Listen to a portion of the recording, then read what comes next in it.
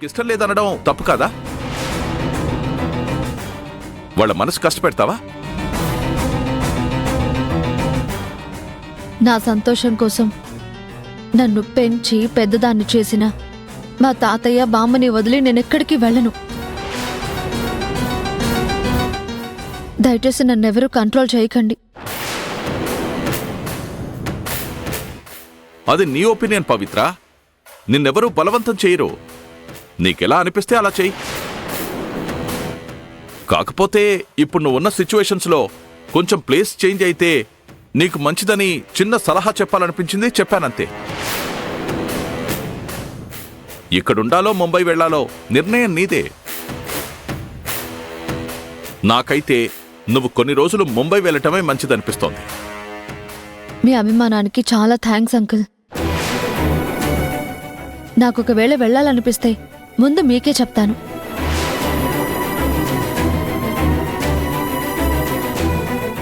సరేనమ్మా, నీ ఇష్టం. మరి నేను బయలుదేరుతాను. ఇదిగోమ్మా ఖర్చులు కొంచెం.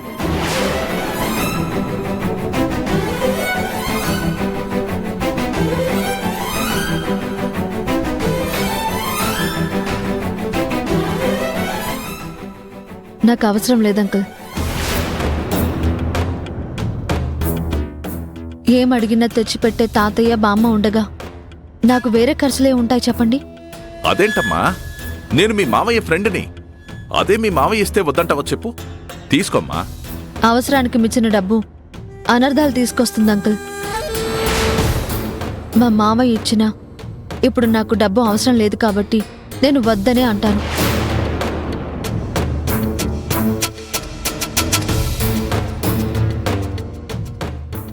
సారీ, ఏమీ అనుకోకండి.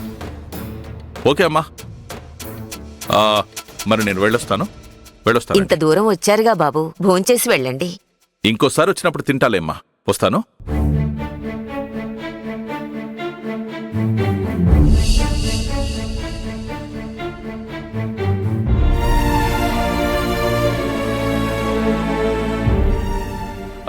వెళ్ళొస్తానండి. అలాగే సరేనండి.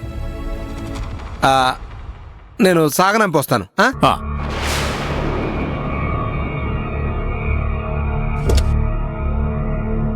జాగ్రత్తగా వెళ్ళరండి, నెమ్మదిగా. అలాగేనండి.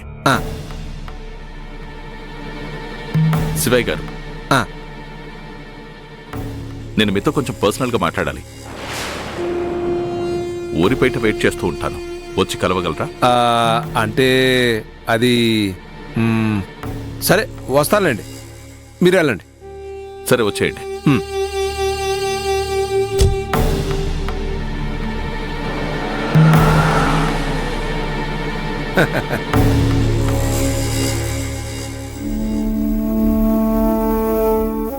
ఇదేదో మనకు యూజ్ఫుల్ వ్యాపారంలానే ఉంది.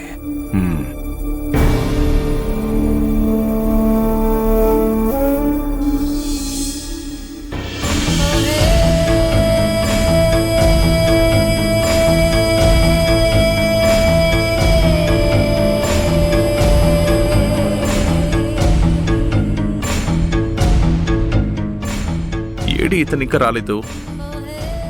అసలు వస్తాడో రాడో?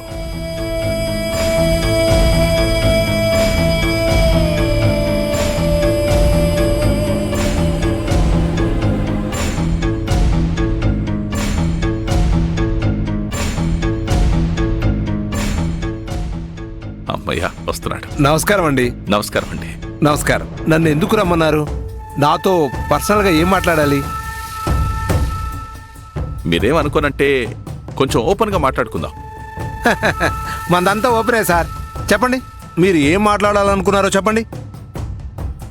స్ట్రైట్గా పాయింట్కి వచ్చేస్తాను. పవిత్ర ఈ ఊళ్ళో ఉండటం నాకు అస్సలు ఇష్టం లేదండి. తను సిటీలో చదువుకున్న అమ్మాయి, అదీ కాకుండా పెద్దింటి కోడలుగా బతికింది. ఈ పల్లెటూరులో ఎన్ని ఇబ్బందులు పడుతుందోనని చాలా టెన్షన్ పడ్డాను. బట్ మీరు ముంబైకి తీసుకెళ్తారన్న మాట వినేసరికి టెన్షన్ రిలీఫ్ అయిపోయింది. కానీ పవిత్ర మాటలు వింటుంటే మీతో పాటు ముంబైకి వచ్చేలా లేదనిపిస్తోంది. మీరే కొంచెం గట్టిగా ట్రై చేసి తనని మీతో పాటు తీసుకెళ్తే తనకి హెల్ప్ చేసిన వాళ్ళు అవుతారు. నేను తనకి హెల్ప్ చేయాలని చూస్తున్నా అండి. నాతో పాటు రమ్మంటున్నాను, కానీ కొంచెం మొండిగట్టం, వచ్చేలా లేదు. గట్టిగా ప్రయత్నించి చూడండి, ఖచ్చితంగా వస్తుంది. ఇంతకీ తనని మీతో పాటు తీసుకెళ్తే తనక్కడ ఏం చేస్తుంది? ఐ మీన్, తనకు మీరేదైనా జాబ్ లాంటిది చూసారా అని. అంటే మరోలా అనుకోకండి, తనకి తన కాళ్ల మీద నిలబడి ఏదైనా హోప్ చూపిస్తారా అనేది నా ఉద్దేశం. మీరు అడిగిన దాంట్లో తప్పేం లేదండి. పవిత్ర నా చెల్లెలు కూతురండి, అంటే నా కూతురు లాంటిదే. తను ఇక్కడే ఉంటే ఈ చుట్టుపక్కల వాళ్ళ సూటిపోటి మాటలకి తను బాధపడుతూ ఉంటుంది. అదే మాతో పాటు ముంబైకి వస్తే తనకొక ప్లేస్ చేంజ్లా ఉంటుంది. సిటీ అవడం వల్ల ఇలాంటి మాటలు అవి ఉండవు. చుట్టూ మనుషులు మారడం వల్ల తను కొంచెం కోలుకుంటుంది. అలా తను మనసు మార్చి తన జీవితానికి ఒక మంచి మార్గం చూపిస్తే చాలు. పైనున్న నా చెల్లెల ఆత్మకి శాంతి చేకూర్చిన వాడిని అవుతాను. మంచిదే. అచ్చరే, పవిత్ర కడుపులో చక్రవర్తి వారసత్వం పెరుగుతుంది కదా? ఆ, అంటే అది నిజం చెప్తే నేను మీకు ఏదైనా హెల్ప్ చేయగలను. నిజమే, దానికేం ప్రాబ్లం లేదు. ముంబైలో నాకు తెలిసిన గైనకాలజిస్ట్ మేడం ఒకరున్నారు. పవిత్రని ఆవిడ దగ్గర తీసుకెళ్లి చూపిస్తాను. మంచిది, నాకు ఆ టెన్షన్ కూడా తీరిపోయింది. ఇక పవిత్రని మీరు బెదిరించో బతిమాలో తనని ముంబైకి తీసుకెళ్తే చాలు. అన్నట్టు మర్చిపోయాను, మీకేదైనా అవసరానికి ఉపయోగపడుతుంది. ఈ డబ్బు ఉంచండి. అబ్బే, మీ దగ్గర డబ్బులు ఎందుకులేండి. మనమంతరం పవిత్ర బంధువులం. మనలో మనకు మీరు మేమనే భేదాలేంటండి? మీరుంచండి. అంతేనంటారా? నన్ను మరీ మొహమాట పెట్టేస్తున్నారు. డబ్బే కాదు, నా ద్వారా మీకు ఏ హెల్ప్ కావాలన్నా ఎలాంటి మొహమాటం లేకుండా అడగొచ్చు. అంటే నా గురించి కాదులేండి. మీ ఫ్రెండ్ చక్రవర్తి గారితో మాట్లాడి చట్టపరంగా పవిత్రకు రావాల్సిన తన వాటా తనకిప్పించగలిగితే చాలు. ఓస్ అదా? పవిత్ర వాటా మీరు వద్దన్నా మా చక్రవర్తి అస్సలు ఒప్పుకోడు. తనకి రావాల్సిన ఆస్తి మొత్తం పవిత్రకిచ్చేస్తాడు. పైసా కూడా పెండింగ్ ఉండదు. దానికి నాది గ్యారంటీ. దాని గురించి నేను చూసుకుంటాను, అది నాకు వదిలేయండి. ఇంతకీ మీరు పవిత్రని ఎలా ఒప్పించి మీతో తీసుకెళ్తారా అని అడుగుతున్నాను. దానికి ఓ దారి ఉందండి.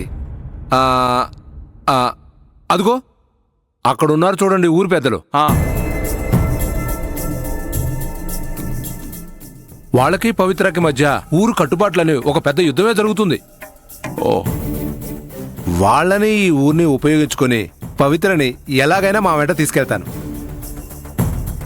కాకపోతే ఊరి జనాన్ని మన వైపు తిప్పుకోవడానికి కొంచెం డబ్బుంటే బాగుంటుంది. మనుషులనే వాళ్ళని పైకంతో కొడితే మైకంలో పడుంటారు కదా.